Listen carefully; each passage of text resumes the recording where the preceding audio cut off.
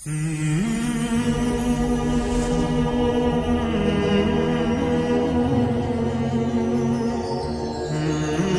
لله رب العالمين والعاقبة للمتقين والصلاة والسلام على سيد الأنبياء والمرسلين سيدنا وحبيبنا وحبيب رب العالمين وعلى آله وأصحابه ومن هدى بهديه إلى يوم الدين. أما بعد، فقد قال الله تبارك وتعالى في القرآن المجيد والفرقان الحكيم: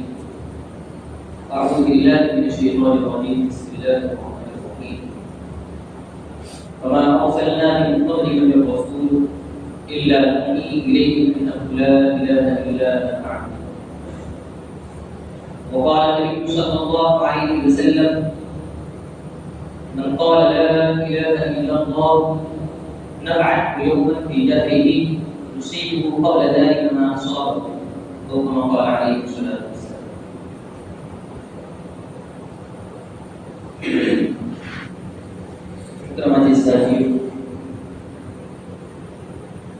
اللہ رب العزت کی نزدیک انسان کا جو مقام ہے، انسان کی جو عزت ہے، وہ اس کے خاندان کے اعتبار سے نہیں، وہ اس کے مال کے اعتبار سے نہیں، وہ اس کے خوبصورتی کے اعتبار سے نہیں، بلکہ اللہ رب العزت کے نزدیک انسان کا جو مقام ہے، انسان کا جو مرتبہ ہے، وہ اس کے صفات کے اعتبار سے. کیونکہ ہم نے گزشتہ قوموں کے واقعات کو سن رکھا ہے اور ہم نے اپنے زمانے کے اندر بھی دیکھا ہے کہ بہت بڑے بڑی ذات والے، بڑے بڑے مال والے، بڑے ہنر رکھنے والے ایسے لوگ ہیں جو اس دنیا سے چلے گئے، لیکن اللہ رب العزت انہیں قبول نہیں کیا. جیسے کہ فرعون کے بارے میں سنتے ہیں کہ بہت بڑی سلطنت ہماری تھی، قارون کے بارے میں سنتے ہیں کہ اس کے پاس میں مال و دولت کے بڑے بڑے خزانے تھے، لیکن یہ لوگ کچھ بھی کام نہیں آیا. لیکن ایک حضرت بلال حبشی رضی اللہ تعالیٰ عنہ ہے کہ ان کے اندر ایسی صفات ہے جس کی وجہ سے وہ اللہ رب العزت کو پسند آئے. اس کے بعد ان کا یہ مقام بنا کہ وہ اس کے لیے نبی میں مؤذن کرے. ان کے اندر کون سی صفات تھی؟ لا الہ الا اللہ محمد رسول اللہ صلی اللہ علیہ وسلم کی صفات تھی کہ وہ لوگ ان کے پاس مال و دولت تو بہت زیادہ تھی، ان کی شہرت تو بہت تھی، وقت کے لوگ ان کی عزت بھی بہت زیادہ کیا کرتے تھے، لیکن وہ اس چیز سے کھائی تھے کہ جب وقت کے نبی ان کے پاس دعوت کو لے کر آئے تو انہوں نے وقت کے نبی کی دعوت کو پورا کیا. لیکن حضرت بلال حبشی رضی اللہ تعالیٰ عنہ نہ ان کے خاندان کا کوئی پتہ، نہ ان کی کوئی عزت تھی، نہ ان کے پاس مال و دولت تھی، نہ دیکھنے کے اعتبار سے ایسے تھے. لیکن جب انہوں نے اللہ رب العزت کا کلمہ پڑھا، جب اللہ رب العزت کے اوپر ایمان لے آئے تو اللہ رب العزت نے ان کو تمام لوگوں کے اندر شہرت دی، تمام لوگوں کے اندر ان کو شہرت دی. ایسے ہی جب اللہ رب العزت کا کلمہ ہمارے اندر آئے گا اور اگر دوسری چیزوں سے خالی بھی ہوں گے تو اس سے کوئی مطلب نہیں کہ اللہ رب العزت کا کلمہ ایسی چیز ہے. یہ کلمہ جو ہمارے اندر آئے گا اس کے لیے ہمیں اوپر محنت کرنی ہے، کیونکہ ہم دیکھتے ہیں کہ انسان جب اپنی ذات کے اوپر محنت کرتا ہے تو بہت آگے نکل جاتا ہے. اللہ رب العزت نے انسان کو اس دنیا کے اندر بہت سارے کمالات سے نوازا ہے، بہت ساری صلاحیتوں سے نوازا ہے. آج ہم دیکھ رہے ہیں کہ انسان کی زیادہ ترقی کر رہا ہے. اللہ رب العزت نے انسان کو ایسی نعمتیں دی ہیں کہ آج وہ زمین سے فضاؤں کے اندر اڑ رہا ہے. اللہ رب العزت نے ایسی صلاحیت انسان کو دی ہے، لیکن اگر انسان ان تمام صلاحیتوں کے باوجود ایک اللہ کے اوپر ایمان نہیں رکھتا ہے، لا الہ الا اللہ محمد رسول اللہ صلی اللہ علیہ وسلم کا اقرار نہیں کرتا ہے، تو اس کی ساری ٹیکنالوجیاں، اس کی ساری صلاحیتیں، اس کی سارے مال و دولت کسی کام میں نہیں آئے گا. لیکن اگر کوئی انسان ایسا ہے کہ اس کے پاس مال و دولت نہیں ہے، اس کے پاس کوئی صلاحیت نہیں ہے، وہ کوئی ایسے بڑے بڑے کام بھی انجام نہیں دے رہا ہے، لیکن اس نے اللہ کے ایک ہونے کا اقرار کر لیا اور رسول اللہ صلی اللہ علیہ وسلم کو مان لیا، تو وہ شخص دنیا میں بھی کامیاب ہوگا اور آخرت میں بھی کامیاب ہوگا. جب ہم نے اللہ رب العزت کے اس کلمے کو پڑھ لیا ہے تو ہمیں ان چیزوں کی نفی نہیں کرنی ہے. ہمیں کن چیزوں کی نفی کرنی ہوگی؟ ہمیں بتوں کی نفی کرنی ہوگی. مٹی کے جو بت بنے ہوئے تھے ہمیں ان کی نفی کرنی ہوگی. جیسے کہ اگر ہم تاریخ کو اٹھا کر دیکھیں تو حضرت نوح علیہ السلام نے بتوں کی نفی کی. جس وقت حضرت نوح علیہ السلام اس دنیا کے اندر آئے بت پرستی بہت زیادہ عام ہو چکی تھی. لوگ ایک اللہ کو چھوڑ کر ہزاروں بتوں کی عبادت کرنے کی طرف بڑھ چکے. لیکن حضرت نوح علیہ السلام آئے اور 950 سال تک کے انہوں نے لوگوں کو اللہ کی طرف بلایا اور اس چیز کی محنت کی کہ وہ اس طریقے سے ان بتوں کی عبادت کو چھوڑ کر ایک اللہ کی عبادت کی طرف آ جائے. اسی طریقے سے حضرت ابراہیم علیہ السلام جس باپ کے گھر میں پیدا ہوئے وہ باپ اپنی بتوں کو بنایا کرتا تھا اور بتوں کو فروخت کیا کرتا تھا. حضرت ابراہیم علیہ السلام نے بھی بتوں کی نفی کی کہ بتوں سے کچھ نہیں ہوتا ہے, جو کچھ ہوتا ہے وہ اللہ کی عزت کی ذات سے ہوتا ہے. لا الہ الا اللہ کہ ہر چیز کی کرنے والی ذات اللہ کی ہے. جو کچھ بھی ہوتا ہے اللہ سے ہوتا ہے, اللہ کے غیر سے کچھ نہیں ہوتا. یہ تو کچھ ایسی ہے کہ اگر ان کے اوپر مٹی بیٹھ جاتی ہے یہ اس کو ہٹانے کی صلاحیت بھی نہیں رکھتی. ان کے اندر اتنی طاقت بھی نہیں ہے کہ ان کے سامنے اگر کھانا رکھ دیا جائے تو اس کھانے کو کھا سکتے. ان لوگوں سے کچھ نہیں ہوتا. انہوں نے بتوں کی نفی کی. جس وقت ہمارے اور آپ کے پیارے آقا محمد رسول اللہ صلی اللہ علیہ وسلم اس دنیا کے اندر تشریف لائے اس وقت بھی بت پرستی بہت زیادہ عام ہو چکی تھی. خانہ کعبہ کے اندر 360 بتوں کو رکھا جاتا تھا. لات و عزا کے لوگ عبادت کیا کرتے تھے. آپ صلی اللہ علیہ وسلم اس دنیا کے اندر آئے اور آپ صلی اللہ علیہ وسلم نے بتوں کی نفی کی. لوگوں کے دلوں سے بتوں سے ہونے کا یقین نکالا اور اللہ رب العزت کی ذات سے ہونے کا یقین لوگوں کے دلوں میں ڈالا. صحابہ کرام رضوان اللہ تعالی علیہم اجمعین کے قلوب کے اوپر آپ صلی اللہ علیہ وسلم نے محنت کی اور یہ بتا دیا کہ ہر چیز کی کرنے دھرنے والی ذات جو ہے وہ صرف اور صرف اللہ کی ہے. کہ جو کچھ کرنے والا ہے وہ اللہ ہے. اللہ کا غیر اللہ کے علاوہ کوئی نہیں کر سکتا اور اللہ رب العزت اپنے غیر کے علاوہ ہر چیز کے کرنے پر قادر ہے. یہ آپ صلی اللہ علیہ وسلم نے لوگوں کو بتایا. دوسری چیز جو ہمیں کرنا ہے کہ پہلے قوموں کی جو غلط فہمیاں تھی اس کی ہم کو نفی کرنا ہے. کہ پہلے قوم کے اندر فرعون گزرا, اس کو اپنی سلطنت کے اوپر فخر تھا اور اس نے یہ سمجھ لیا تھا کہ جو کچھ ہوتا ہے سلطنت سے ہوتا ہے. جو کچھ ہوتا ہے سلطنت سے ہوتا ہے. قارون گزرا, قارون نے یہ بتایا کہ بھئی جو کچھ ہوتا ہے مال سے ہوتا ہے, لیکن اللہ رب العزت نے اس کو ہلاک برباد کر کے یہ بتا دیا لا الہ الا اللہ کہ جو کچھ ہوتا ہے وہ اللہ سے ہوتا ہے, اللہ کے غیر سے نہیں ہوتا. حضرت نوح علیہ السلام کی قوم کو اپنی کثرت کے اوپر بڑا ناز تھا. انہوں نے یہ سوچ لیا کہ جو کچھ ہوتا ہے یہ کثرت سے ہوتا ہے, قوم کی کثرت سے ہوا کرتا ہے. لیکن اللہ رب العزت نے ان کو بھی ہلاک کر کے بتا دیا کہ قوم کی کثرت سے ہوا کرتا ہے. حضرت شعیب علیہ السلام کی قوم نے یہ سوچ لیا کہ جو ہونے والا ہے وہ تجارت سے ہونے والا ہے. انہوں نے تجارت کے اوپر روک دیا. لیکن اللہ رب العزت نے ان کو بھی ہلاک کر کے بتا دیا کہ تجارت سے کچھ نہیں ہوتا. قوم عاد نے اپنے قوت کے اوپر فخر کیا کہ جو ہوتا ہے قوت سے ہوتا ہے, لیکن اللہ رب العزت نے ان کو بھی ہلاک کر دیا. قوم سمود نے یہ سمجھ لیا کہ صنعت کاری ہی ہر چیز ہے کہ وہ اپنے ہاتھوں کے ذریعے سے پہاڑوں کے اندر اپنے گھر بنایا کرتے تھے, پہاڑوں کو تراشا کرتے تھے. لیکن اللہ رب العزت نے ان کو بھی ہلاک برباد کر کے یہ بتا دیا کہ صنعت کاری سے کچھ نہیں ہوتا. ان تمام چیزوں کو ہمارے اپنے دل سے نکالنا ہوگا. ہمیں کائنات سے ہونے کی یقین کو اپنے دل سے نکالنا ہوگا کہ اللہ رب العزت قرآن کریم کے اندر فرما رہے ہیں کیا اپلائیے تو صحیح کہ جو رتبے کو ٹپکاتے ہو کیا اس کے ذریعے کو پیدا کرتے ہو یا ہم پیدا کرنے والے ہیں. نطفہ کو نے ٹپکا دیا, بہت سارے لوگوں کا نطفہ ظاہر ہو گیا اور بہت سارے نطفے کے ذریعے سے اللہ رب العزت نے ایک اولاد کی شکل دی. اللہ رب العزت فرما رہے ہیں أَفَرَأَيْتُمْ مَا تَحْرُثُونَ أَأَنْتُمْ تَزْرَعُونَهُ أَمْ نَحْنُ الزَّارِعُونَ. جو کھیتی کے اندر بیج بوتے ہو ذرا بتائیے تو صحیح کیا تم اس کو اگاتے ہو یا ہم اگانے والے ہیں. دیکھتے ہیں کہ بہت سارے کسان لوگ بیج تو ڈال دیتے ہیں لیکن ان کی فصلیں خراب ہو جاتی ہیں,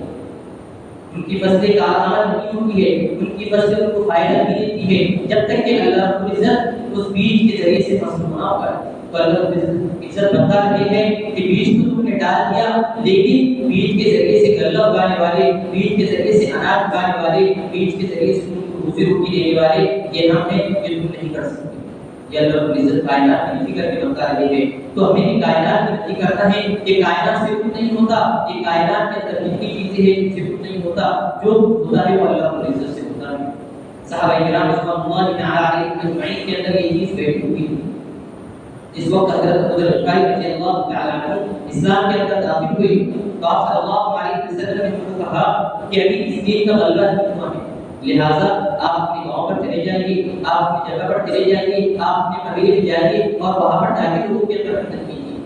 لیکن جس وقت ان کے اندر ایمان گھر کر چکا تھا تو اس وقت یہ چیز ان کو روک نہیں سکی، لہذا وہ صلی اللہ علیہ وسلم کے پاس سے اٹھے اور کفار مکہ کے لشکر کے اندر جا کر یہ صدا لگائی لا الہ الا اللہ محمد رسول اللہ، کہ جو کچھ ہونے والا ہے وہ اللہ کی ذات سے ہونے والا ہے، یہ لات عزا نہیں کر سکتی ہے، یہ جن بتوں کی عبادت کرتے ہو یہ مٹی کی جو بت بنی ہوئی ہے یہ کچھ نہیں کر سکتے، ہر چیز کی کرنے والی ذات جو ہے وہ اللہ رب العزت کی ذات ہے۔ یہ سننا تھا کہ جتنے کفار وہاں پر تھے وہ سارے پڑھو پڑے۔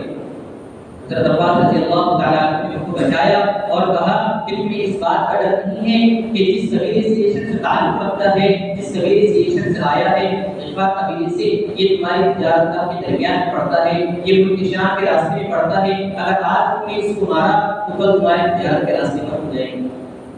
لہٰذا تجارت کے خاطر انہوں نے اس چیز کو چھوڑ دیا۔ تو ہمیں اپنے ایمان کو مضبوط کرنا ہے، ایمان کو بولنا ہے، اللہ کی ذات سے ہونے کو بولنا ہے، ہمیں اپنی ذات کی بھی نفی کرنا ہے۔ جب انسان اپنی ذات کی نفی کرے گا تو انسان کے اندر سے اپنے سے ہونے کا یقین نکلے گا، اور جب اپنے سے ہونے کا یقین نکلے گا تو انشاءاللہ انسان اپنے نفس کے شرور فتن سے بھی حفاظت میں آ جائے گا۔ تو ہمیں اپنی ذات کی بھی نفی کرنا ہے کہ جو کچھ ہوتا ہے وہ اللہ رب العزت سے ہوتا ہے، ہماری اپنی ذات سے کچھ نہیں ہوتا ہے کہ اگر ہم کوئی کام کرنے کے لیے جائیں اگر اس کے اندر اللہ کی مدد شامل حال نہیں ہے تو وہ چیز نہیں ہو سکتی ہے۔ جب اللہ ہماری مدد کرے گے اسی وقت یہ چیز ہو جائے۔ اسی کے ساتھ ساتھ دوسری چیز میں جو یہ ہے وہ محمد رسول اللہ صلی اللہ علیہ وسلم کہ جو ہمارا یہ طریقہ ہے وہ آپ صلی اللہ علیہ وسلم کے طریقے کے مطابق ہو جائے۔ ہمارا اٹھنا، ہمارا بیٹھنا، ہمارا کھانا، ہمارا پینا، غرض یہ کہ ہماری زندگی کی جتنی ضروریات ہیں، ہماری زندگی گزارنے کا جو طریقہ ہے وہ آپ صلی اللہ علیہ وسلم کے طریقے کے مطابق ہو جائے۔ اس لیے کہ لا الہ الا اللہ یہ یقین کی تبدیلی کا نام ہے اور محمد رسول اللہ صلی اللہ علیہ وسلم یہ طریقے کی تبدیلی کا نام ہے۔ جس وقت ہم نے محمد رسول اللہ صلی اللہ علیہ وسلم کہا تو غیروں کا طریقہ ہمارے اندر سے نکل جانا چاہیے، آپ صلی اللہ علیہ وسلم کا طریقہ ہمارے اندر آنا چاہیے کہ آپ صلی اللہ علیہ وسلم کی سیرت کیا ہے، آپ صلی اللہ علیہ وسلم کی زندگی گزارنے کا طریقہ کار کیا تھا، یہ طریقہ ہمیں اپنے اندر اپنا۔ ایک مرتبہ حضرت مولانا غلام صاحب بستانی رحمۃ اللہ علیہ علماء کی مجلس میں بیٹھے ہوئے تھے، انہوں نے فرمایا کہ جس وقت ہم نے اس کلمے کو پڑھ لیا تو ہمارے اندر یہ چیزیں ہونی چاہیے کہ ہمارے اندر اطاعت رسول بھی ہو، ہمارے اندر حب رسول بھی ہو، ہمارے اندر فکر رسول بھی ہو، ہمارے اندر ذکر رسول بھی ہو۔ اطاعت رسول کیا ہے؟ اللہ رب العزت نے قرآن کریم میں فرمایا قل اطیعوا اللہ واطیعوا الرسول، کہ آپ اللہ اور اس کے رسول کی اطاعت کیجیے۔ جس دین کو آپ صلی اللہ علیہ وسلم لے کر آئے، جس طریقے کو آپ صلی اللہ علیہ وسلم لے کر آئے، ہمیں اس کو فالو کرنا ہوگا۔ حب رسول کیا ہے؟ لا يؤمن احدكم حتى اكون احب اليه من والده وولده والناس اجمعين، کہ کوئی شخص اس وقت تک کے مومن نہیں ہو سکتا جب تک کہ آپ صلی اللہ علیہ وسلم اس کے نزدیک اپنے اولاد سے زیادہ، اپنے والدین سے زیادہ، غرض یہ کہ تمام دنیا اور تمام دنیا کے اندر بسنے والے لوگوں سے زیادہ محبوب ہے۔ ہم کو جو چیز سب سے زیادہ محبوب ہو وہ آپ صلی اللہ علیہ وسلم کی ذات محبوب۔ فکر رسول کیا ہے؟ فکر رسول یہ ہے کہ آپ صلی اللہ علیہ وسلم کی فکر یہ ہوا کرتی تھی کہ اس دنیا کے اندر میرا بسنے والا امتی دوزخ سے نکل کر جنت کی طرف چلے جائے، غلط راستوں کو چھوڑ کر صحیح راستہ اختیار کر لے۔ کہ ایک مرتبہ آپ صلی اللہ علیہ وسلم نے فرمایا کہ میری مثال اس شخص کی طرح ہے کہ ایک شخص نے ایک آگ جلائی اور پتنگے اس کے اندر گر رہے ہیں، پروانے اس کے اندر گر رہے ہیں اور وہ شخص آگ کو گرنے سے بچا رہا ہے۔ تو میں بھی آپ لوگوں کو دیکھ رہا ہوں کہ آپ دوزخ کی طرف جائے جا رہے ہو، دوزخ کی آگ کے اندر گر رہے ہو اور میں تمہاری کمروں کو پکڑ پکڑ کر باہر نکالوں گا۔ یہ آپ صلی اللہ علیہ وسلم کی فکر تھی کہ میرا امتی، میرا ہر ایک امتی کلمہ کو ہو جائے، میرا ہر ایک امتی کلمہ پڑھنے والا بن جائے۔ ذکر رسول کیا ہے؟ ذکر رسول یہ ہے کہ ہم آپ صلی اللہ علیہ وسلم سے جس بات کو بھی سنیں لوگوں کو اس بات کو پہنچائیں. کہ آپ صلی اللہ علیہ وسلم نے فرمایا بلغ عنی ولو آیہ، کہ اگر ایک آیت بھی کیوں نہ ہو میری طرف سے وہ لوگوں تک کیا پہنچانا ہے. جب انسان کا ایمان بنے گا تو اس کو اعمال کی طرف دیکھیں گے. کہ جس وقت حضرت عمر فاروق رضی اللہ تعالیٰ عنہ اسلام کے اندر داخل ہوئے، حضرت عمر فاروق رضی اللہ تعالیٰ عنہ اسلام لانے سے پہلے اسلام کے بہت بڑے دشمن سمجھے جاتے تھے. ان کو توفیق بھی اس وقت ملی جس وقت وہ آپ صلی اللہ علیہ وسلم کو قتل کرنے کے ارادے سے نکلے تھے. کہ ایک شخص آپ صلی اللہ علیہ وسلم کو قتل کرنے کے ارادے سے جا رہا ہے، لیکن آپ صلی اللہ علیہ وسلم نے دعا مانگی ہے تو آپ صلی اللہ علیہ وسلم کی دعا قبول ہو کر وہی شخص جو آپ صلی اللہ علیہ وسلم کو قتل کرنے کے لیے جا رہا تھا وہ آپ صلی اللہ علیہ وسلم کا محبوب بن گیا. وہ آپ صلی اللہ علیہ وسلم سے محبت کرنے والا بن گیا. وہ آپ صلی اللہ علیہ وسلم کے اوپر جان قربان کرنے والا بن گیا. تو جس وقت حضرت عمر فاروق رضی اللہ تعالیٰ عنہ اسلام کے اندر داخل ہوئے تو حضرت عمر فاروق رضی اللہ تعالیٰ عنہ نے کہا کہ بس اب چھپ کر نماز نہیں پڑھنا ہے، چھپ کر اسلام کی دعوت نہیں دینا ہے، بلکہ ہم کو علی الاعلان نماز ادا کرنا ہے، علی الاعلان کو اسلام کی دعوت دینا ہے. جب ہمارا ایمان مضبوط ہوگا تو اس کے بعد وہ ہم کو اعمال میں فرق نہیں کرے گا. یا صلی اللہ علیہ وسلم فرما رہے ہیں ما اوحي اليك ان تجمع المال وكن من التاجرين ولكن اوحي اليك ان تسبح بحمد ربك وكن من الساجدين واعبد ربك حتى يأتيك اليقين.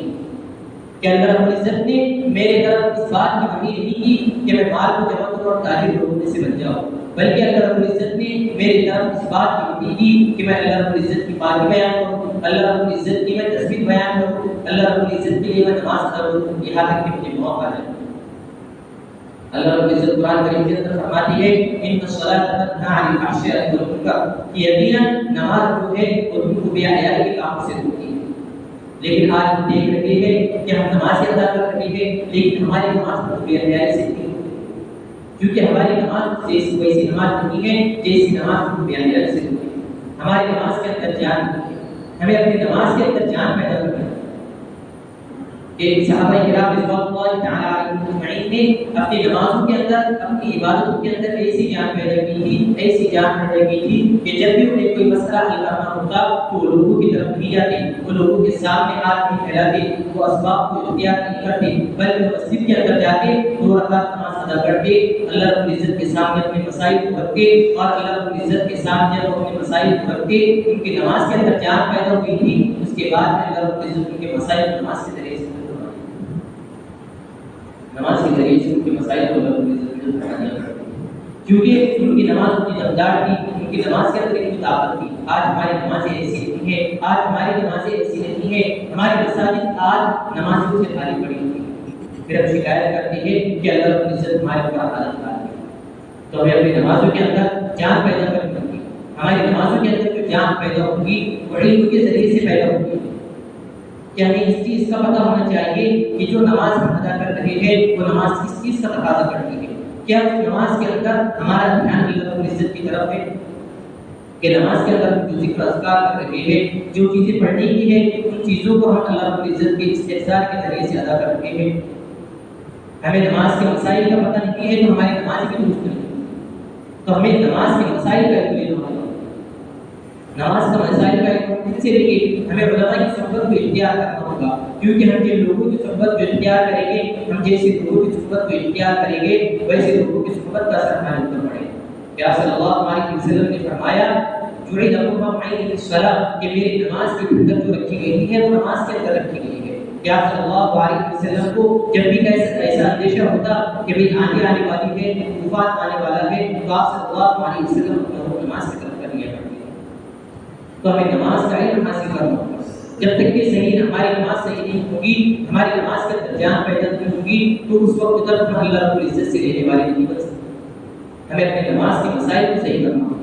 کہ نماز کے اندر کی جتنی چیزیں پڑھی جانے والی ہیں وہ تمام چیزیں ہماری درست ہو جائے. نماز کے اندر جو مسائل درپیش آنے والے ہیں اس کو ہم علماء کے پاس سے جا کے مسائل کا علم کریں کہ بھئی کھلا چیز کرنے سے نماز فاسد ہو جائے گی اور کھلا چیز پڑھنے سے آپ کی نماز درست ہو جائے گی. یہ چیز جو ہم پڑھ رہے ہیں کہ یہ چیز درست ہے کہ یہ چیز غلط ہے.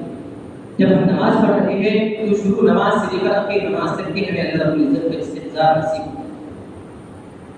اللہ رب العزت کا استحضاء نصیب ہو کہ ہمارا جو خیال ہو وہ اللہ رب العزت کی طرف ہمیں صفت احسان ہمارے اندر آ جائے ان تعبد اللہ کانک تراہ فإن لم تكن تراہ فإنه يراک کہ جس وقت ہم نماز ادا کریں اس وقت ہمارے اندر یہ صفت ہو کہ ہم اللہ رب العزت کو دیکھ رہے ہیں، اس وقت ہمارے اندر یہ صفت ہو کہ ہم اللہ رب العزت کو دیکھ رہے ہیں۔ اگر ہمارے اندر یہ صفت پیدا نہیں ہوتی تو کم از کم ہم اپنے اندر یہ صفت پیدا کریں کہ اللہ رب العزت بھی دیکھ رہے ہیں، اللہ رب العزت بھی دیکھ رہے ہیں۔ جب یہ صفات ہمارے اندر پیدا ہوگی تو ہمارے نماز کے اندر دھیان پیدا ہوگا، تو ہمیں علم لینا ہے۔ آپ صلی اللہ علیہ وسلم نے فرمایا العلم علمان، علم فی القلب فذاک علم نافع وعلم علی اللسان فذاک حجۃ اللہ علی ابن آدم، کہ علم جو ہوتا ہے وہ ہوتا ہے، ایک تو علم وہ ہے جو انسان کے قلب کے اندر ہے اور وہ علم نافع ہے، دوسرا علم وہ ہے جو انسان کی زبان کے اندر ہے اور یہ کل قیامت کے دن اس کے لیے حجت کرے گا۔ جب علم ہمارے پاس میں آ گیا تو اس علم کو باقی رکھنے کے لیے ہمارے روح کا عمل اوپر چلنا ہوگا۔ کسی چیز کا جب علم ہمارے پاس میں ہے تو ہمارے لیے ضروری ہے کہ ہم اس چیز کے اوپر عمل کریں، جب تک کہ ہم اس کے اوپر عمل نہیں کریں گے تو وہ علم ہمیں فائدہ نہیں دے گا۔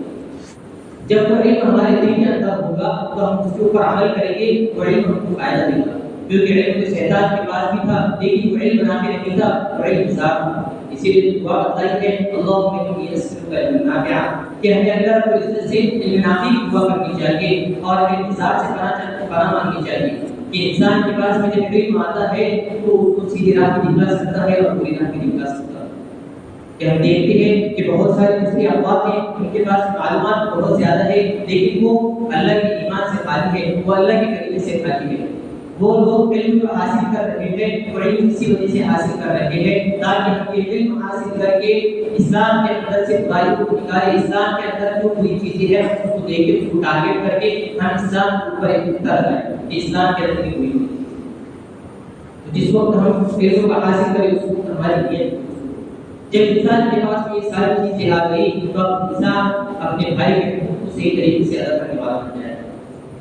کہ آپ صلی اللہ علیہ وسلم نے فرمایا امرنا رسول اللہ صلی اللہ علیہ وسلم ان منزل الناس منازلهم، کہ مجھے اس بات کا حکم دیا گیا ہے کہ بزرگوں کے ساتھ میں ان کے مراتب کے اعتبار سے ان کے ساتھ برتاؤ کرو، کہ جس شخص کا جیسا مرتبہ ہے اس کے ساتھ ویسا برتاؤ کیا جائے۔ یہ آپ صلی اللہ علیہ وسلم نے حکم دیا ہے کہ جس وقت ہمارے اندر یہ ساری صفات پائی جائے گی، ساری صفات جس وقت ہمارے اندر آ جائے گی تو اس وقت ہم ہمارے دوسرے بھائی کا حق ادا کر سکیں گے۔ ہم کو یہ پتہ چلے گا کہ ایک مسلمان ہمارے اوپر گیا،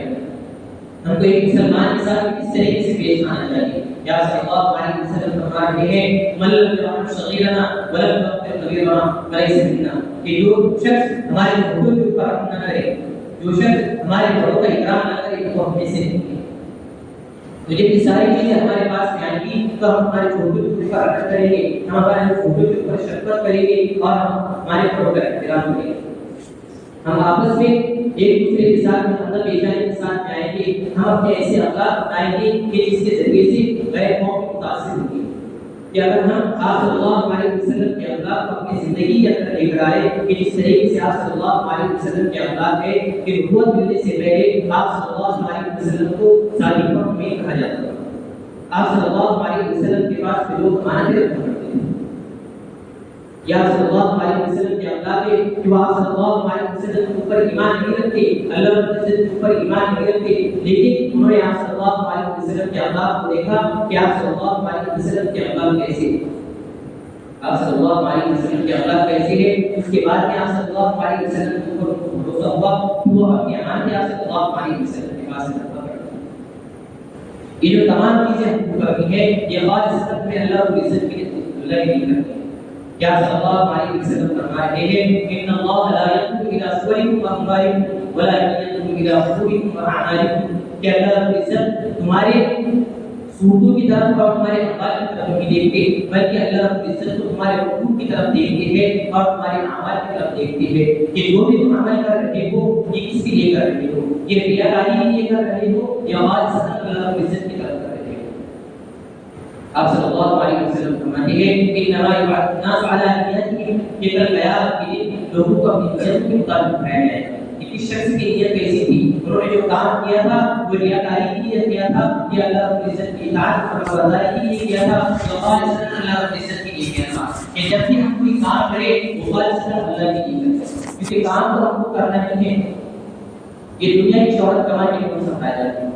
کیونکہ دنیا والے کچھ دن ہماری گیت گائیں گے، ہم نے کوئی کام کر دیا کچھ دن تک کہ وہ ہمارے گیت گائیں گے، کچھ دن تک کہ وہ ہمارے نام پر کریے پڑے گی، لیکن جس وقت ہمارے طرف سے کوئی نقصان پہنچے گا، جس طرف سے جس دن ہمارے طرف سے کوئی ضرورت پہنچے گا، اس کے بعد وہ ہمارے مخالف ہو جائیں گے، لیکن اگر کوئی کام ہم خالص اللہ کی عزت کے طرف کے لیے کریں گے تو وہ ہمارا کام بھی کیا جائے گا، کل قیامت کے دن جب ہمارے اعمال نامے میں کمی آئے گی تو یہ کام ہمارے پاس میں آئیں گے کہ ہم نے کوئی کام کیا تھا جو خالص اللہ کی عزت کے لیے کیا تھا، تو ہمیں جو بھی کام کرنا ہے وہ خالص اللہ کی عزت کے لیے کرنا ہے، جب یہ تمام صفات ہمارے اندر آ گئی تو اب ہمیں یہ کرنا ہے کہ تمام صفات کو لے کر لوگوں کے اندر چلنا پھرنا ہے، لوگوں کے اندر جا کر اس چیز کے دعوت دینا ہے کہ کس طریقے سے یہ تمام صفات لوگوں کے اندر پیدا ہو جائے کہ وہ اللہ کی عزت کے کلمے کو پڑھنے والے بن جائے، وہ نمازوں کو ادا کرنے والے بن جائے، وہ علامت سے حاصل کرنے والے بن جائے، ان کو اللہ کی عزت کا استحصال نصیب ہو جائے، وہ جو بھی کام کرے خالص اللہ کی عزت کے لیے کرے، وہ اپنے بھائیوں کے حقوق کو ادا کرنے والے بن جائے، اس کے لیے ہمیں ان تمام صفات کو لے کر راستے باہر نکلنا پڑے گا، کیونکہ آپ صلی اللہ علیہ وسلم فرما رہے ہیں من رأى منکرا فلیغیرہ بیدہ فإن لم یستطع فبلسانہ فإن لم یستطع فبقلبہ وذلک اضعف الایمان، جس وقت ہم یہ تمام چیزوں کو لیں گے، یہ تمام صفات ہمارے اندر موجود ہو جائے گی تو اسی وقت ہمارے اندر یہ صفت پیدا ہوگی کہ جب ہم کوئی برائی کو ہوتا ہوا دیکھیں گے تو اسے ہم اپنے ہاتھ سے روک سکیں گے، ورنہ تو اگر یہ صفات ہمارے اندر موجود نہیں ہے، اگر ہمارا ایمان کی اثر نہیں ہے تو جب ہم برائی کو ہوتے ہوئے دیکھیں گے تو ہم اس سے کوئی سروکار نہیں ہوگا، بلکہ ہم ان کو یہ کہیں گے کہ بھائی آپ جو برائی کا کام کر رہے ہیں آپ یہاں پر نہیں کیجیے بلکہ تھوڑا سائڈ پر کیجیے، ہمیں اس سے کوئی سروکار نہیں ہوگا، لیکن جس وقت ہمارا ایمان بنے گا، جس وقت ہمیں اللہ کی عزت سے ہونے کا یقین ہوگا، جس وقت ہمیں اس بات کا یقین ہو جائے گا کہ برائی کرنے پر اللہ کی عزت پکڑ کرتی ہے اور اچھے اعمال کرنے پر اللہ کی عزت اجر و ثواب دیتی ہے، تو اس وقت ہی ہم اپنے ہاتھوں کے ذریعے سے برائی کو ہوتا ہوا دیکھیں گے تو اس کو روک سکیں گے، تو آپ صلی اللہ علیہ وسلم فرما رہے ہیں فإن لم يستطع فبلسانہ، اگر کسی شخص کو اس چیز کی استطاعت نہ ہو کہ وہ اپنے ہاتھوں سے برائی کو ہوتا ہوا دیکھے تو وہ اس کو اپنی زبان سے منع کرے کہ بھائی آپ جو برا کام کر رہے ہو یہ کام کا کام ہے، اگر ہم کو اس چیز کی بھی استطاعت نہیں ہے فإن لم يستطع فبلسانہ فإن لم يستطع فبقلبہ، تو ہم اس برائی کو دل سے مر جائیں اور یہ ایمان اصل سے کم کر جائے کہ جس وقت ہم نے کسی برائی کو ہوتا ہوا دیکھا اس وقت ہمیں کیا کرنا ہے، اس کی دل سے نفی کرنا ہے اور یہ کہنا ہے کہ جو کام ہو رہا ہے یہ غلط کام ہے، یہ جو کام ہو رہا ہے یہ غلط کام ہے، یہ صحیح کام نہیں ہے، ہمیں اس چیز کو اپنے دل کے اندر اس چیز کی برائی کو اپنانا ہے، یہ جو کام ہو رہا ہے یہ برا کام ہو رہا ہے، اور ہمیں تمام صفات کو لے کر لوگوں کے اندر سے دعوت دینا ہے، جس وقت ہم ان تمام چیزوں کو لے کر نکلیں گے اس وقت ہمارا ایمان بنے گا، کیونکہ ہمیں دعوت دینا ہی اس لیے ہے تاکہ یہ تمام چیزیں ہمارے اندر آ جائیں، اللہ رب العزت قرآن کریم کے اندر فرما رہے ہیں ومن جاهد فإنما نفسه، کہ جو شخص بھی کوئی کام کرتا ہے، جو شخص بھی کوئی محنت کرتا ہے وہ بذات خود اپنے نفس کے لیے کرتا ہے، وَإِنَّ اللَّهَ لَغَنِيٌّ عَنِ الْعَالَمِينَ، ورنہ تو اللہ رب العزت تمام عالم سے غنی ہے کہ ہم جو یہ سجدہ کر رہے ہیں، ہم جو یہ عبادت کر رہے ہیں، جو ہم اللہ رب العزت کی تسبیحات بیان کر رہے ہیں، اللہ رب العزت کو اس کی کوئی ضرورت نہیں ہے، کیونکہ اللہ رب العزت کے پاس میں مکمل جماعت ایسی ہے جو اللہ رب العزت کی عبادت کے اندر ہے، مکمل جماعت ایسی، اور اس میں بہت ساری جماعتیں ایسی ہے جو خالص اللہ رب العزت کی تسبیح بیان کرتی ہے، وہ لگاتار اللہ رب العزت کی عبادت کے اندر لگے ہوئے ہیں کہ فرشتوں کی ایک جماعت ایسی ہے وہ اللہ رب العزت کے لیے طواف کر رہی ہے، تو ہم جو یہ اعمال کر رہی ہے یہ ہم بذات خود اپنے نفس کے لیے کر رہے ہیں کہ آج ہم یہ اعمال کریں گے تو کل اللہ رب العزت ہم کو دکھا سکے گی کہ ہم نے بڑا جو عمل کیا تھا یہ آپ کے لیے کیا تھا، اس کے بدلے میں ہمیں آپ کی زیارت نصیب فرما دیجیے، اس کے بدلے میں آپ صلی اللہ علیہ وسلم کا ساتھ دیجیے، اس کے بدلے ہم کو جنت نصیب کر دیجیے، تو ہم کو جو بھی کام کرنا ہے تو خالص اللہ رب العزت کے لیے کرنا ہے، کیونکہ اگر ہم یہ سوچیں گے کہ اللہ رب العزت کو ہم اللہ رب العزت کی ضرورت ہے اگر آج ہم کی عبادت کر کے گئے اللہ رب العزت کو اس کی ضرورت ہے یہ قبول نہیں، کیونکہ اللہ رب العزت کو تمام عالم سے بھی نیاز ہے، اللہ رب العزت کو اس کی کوئی ضرورت نہیں ہے۔ تو ہمیں جو عبادت کرنا ہے یہ بذات خود ہمیں اپنے نفس کو بنانے کے لیے کرنا ہے، ہمیں جو لوگوں تک کی دعوت کو جو پہنچانا ہے یہ بذات خود اپنے نفس کی دعوت کے لیے پہنچانا ہے۔